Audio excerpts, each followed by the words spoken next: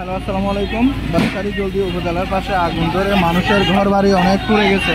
Fire service আসতে এখন try করতেছে এটা নিভানোর জন্য।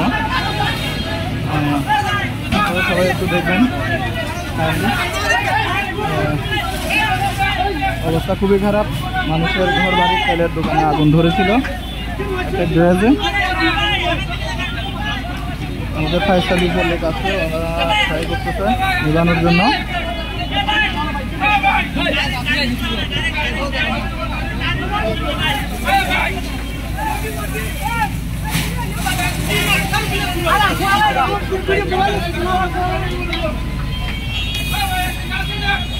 প্রচুর ক্ষতি হচ্ছে।